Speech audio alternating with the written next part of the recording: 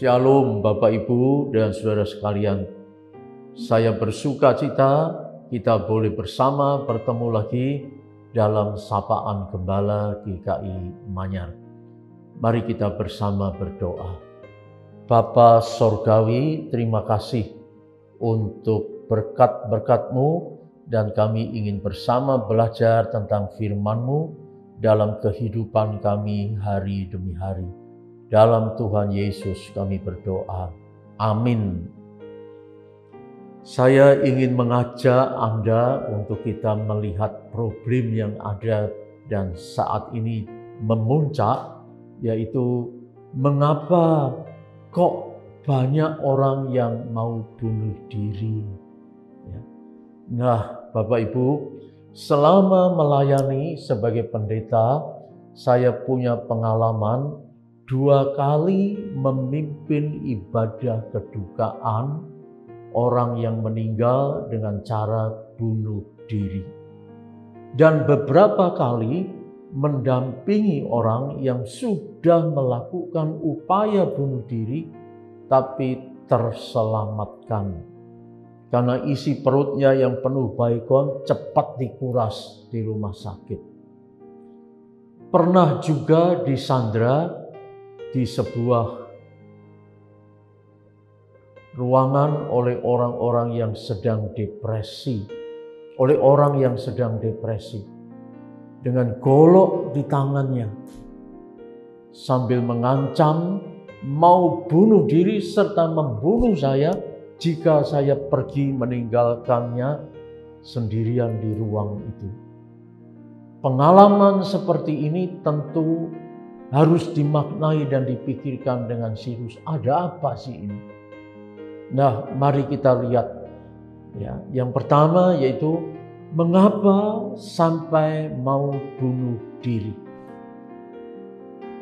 Seseorang sampai mau bunuh diri karena merasakan beratnya beban hidupnya. Ia tak sanggup lagi memikulnya seorang diri. Harapan dan semangat hidupnya telah pupus dan bahkan layu. Ia tak sanggup lagi menghadapi, apalagi memecahkan dan mencari jalan keluar bagi masalahnya. Ia hanya bisa melihat pada dirinya sendiri yang sudah tidak berharga lagi. Putus asa. Mungkin ia tertipu karena orang yang dicintainya ingkar janji. Tapi ada pula yang putus asa karena penyakit yang tak tersembuhkan dan sangat menyakitkan sepanjang hari. Ada juga masalah kegagalan dalam studi, dalam cita-cita, dalam berumah tangga, dalam bisnis, kerja, dan ada yang juga merasakan penyesalan atas perbuatannya yang salah pada waktu yang lalu. Tak kuat menanggung rasa malu dan aib, serta sering juga ada yang bunuh diri karena dibuli oleh teman-temannya. Dan masih banyak masalah lain sebagai pemicu bunuh diri, utang piutang. Bahkan masalah yang sepele saja bisa menjadikan orang menjadi nekat untuk bunuh diri. Bunuh diri bisa dilakukan oleh semua orang, baik orang kaya, miskin, terpelajar maupun kurang berpendidikan, tua maupun muda, laki maupun perempuan, yang beragama apapun, juga bisa bunuh diri. Bahkan juga bisa dilakukan oleh orang-orang terkenal. Ada juga raja yang bunuh diri, bintang film, penyanyi, dokter, pendeta, bahkan pejabat dan lain-lain. Bagi saya masalah ini merupakan masalah etika dan masalah spiritualitas. Orang yang bunuh diri berarti mengesampingkan Allah yang telah dengan teliti dan cermat membentuk buah pinggang dan menenunnya dalam kandungan ibunya. Bahkan Allah telah menjadikannya dengan dahsyat dan ajaib. Baca Mazmur 139 ayat 13 dan 14. Namun apa yang telah dijadikan Allah dengan rumit dan teratur itu tiba-tiba dihancurkan dan dengan cara membunuh diri. Bukankah hal ini tidak etis dan tidak bisa dibenarkan secara spiritual? Ia mengesampingkan Allah Sang Penciptanya begitu saja. Yang kedua, adakah Alkitab mencatat orang yang bunuh diri? Tentu ada, yaitu Yudas, Saul. Yudas bunuh diri karena merasa sangat bersalah dan berdosa, mengkhianati Yesus yang mengasihi dia. Sedang Saul bunuh diri karena tidak siap bila dipermalukan oleh musuhnya yang mengalahkan. Lebih baik mati daripada harus menanggung malu dan dipermalukan. Ada Abimelekh yang tertimpa batu yang dijatuhkan oleh seorang perempuan dari atas yang menimpa kepalanya. Tapi ia ingin supaya pengawalnya membunuh dia karena malu jika dikatakan ia mati di tangan seorang perempuan. Coba baca Hakim-Hakim 9 ayat 54. Ada juga Ahitofel yang menggantung diri karena nasihatnya diabaikan di 2 Samuel 17 ayat 23. Ada juga lagi Simri yang sengaja mati di dalam istana raja yang dibakarnya. 1 Raja-Raja 16 ayat 18. Boleh juga bila dikatakan Simson dilihat sebagai juga bunuh diri bersama banyak orang Filistin dengan cara merubuhkan gedung di mana ia sedang dipermalukan dalam keadaan buta dan tak berdaya.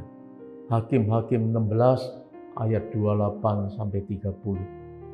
Jadi persoalan bunuh diri juga dicatat oleh Alkitab.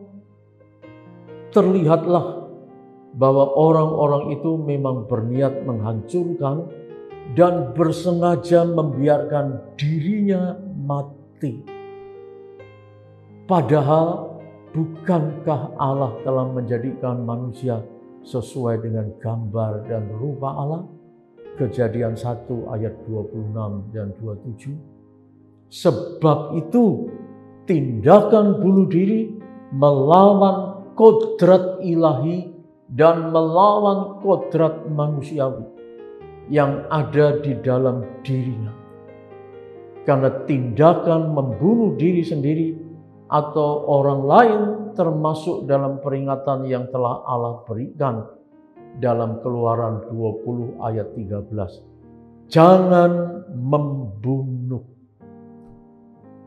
Jadi membunuh orang lain dan membunuh diri sendiri sama, yaitu melanggar perintah dan hukum Allah.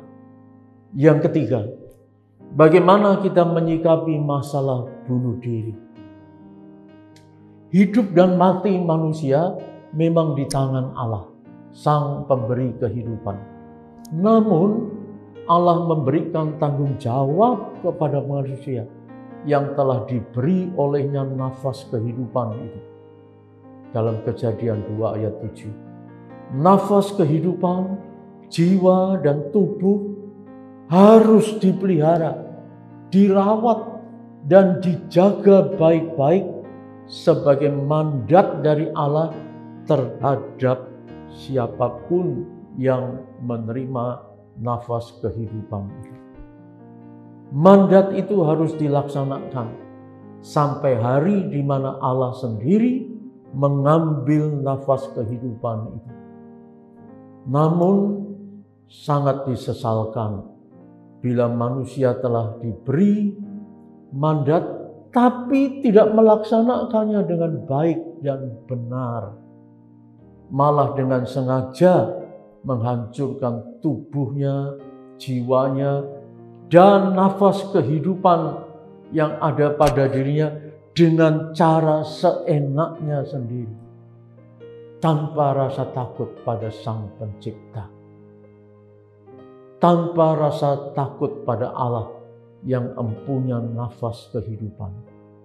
Nah, melihat angka bunuh diri yang makin meningkat, maka gereja perlu menyiapkan adanya kelompok-kelompok kecil dalam jemaat sebagai tempat untuk bertumbuh bersama dalam iman kepada Yesus, sebagai tempat untuk bisa berbagi beban hidup dan saling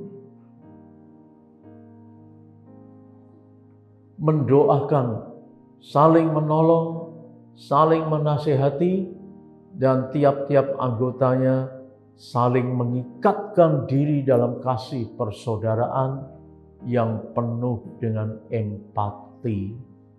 Maka diharapkan dari kelompok kecil semacam ini bisa menjadi benteng pertahanan bagi anggota-anggota kelompok yang dalam menghadapi masalah dan kesulitan, ia bisa teguh sehingga tidak mudah putus asa, apalagi bunuh diri. Kelompok kecil ini juga menjadi terang dan bisa mampu membimbing orang-orang lain agar jangan mudah putus asa sampai bahkan mau bunuh diri.